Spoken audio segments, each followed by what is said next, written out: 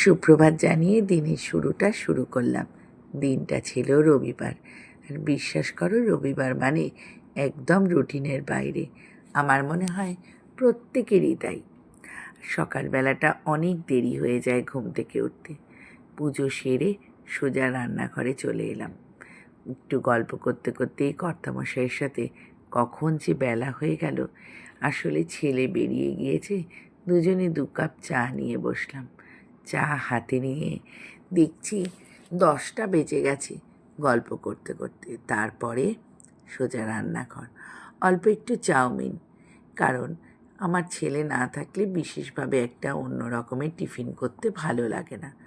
তাই চাউমিনটা খেয়ে কিছু রান্না সেরে আমি চলে গেলাম আমার রিহার্সাল সেরে যখন বাড়ি ফিরছি ভাবলাম একটুখানি কিছু ভিডিও করি।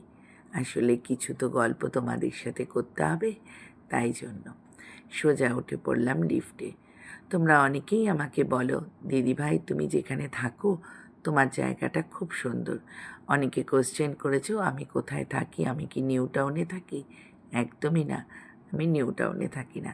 তবে হ্যাঁ, ঈশ্বরের কাছে আমি কী বলে যে ঠাকুরকে আমি বলবো, আমি এরকম সুন্দর একটা জায়গার সন্ধান পেয়েছি, একটু মাথা গজার ঠাঁই করতে পেরেছি।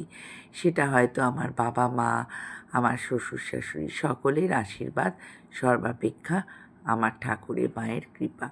আর এই যে দেখছো রাস্তার ধারে বসে বসে ডিম পাউরুটি, ডিমের অমলেট খাচ্ছি, একটা দারুণ প্রিয় জায়গায় গিয়েছিলাম, যদিও সেটা পরের ব্লগে আসছে। আর তোমরা কে কে আমার মতন রাস্তার ধারে ডিম পাউরুটি খেতে ভালোবাসো? আমি না প্রচণ্ড ভালোবাসি। 5 তারা হোটেলে সব সময় কিন্তু ভালো লাগে না, কিন্তু রাস্তার ধারে এগুলো খেতে কিন্তু আমার দারুণ লাগে। আজকে এইটুকুই, আর অনেক গল্প তোমাদের সাথে করব। আজ আসি, টাটা।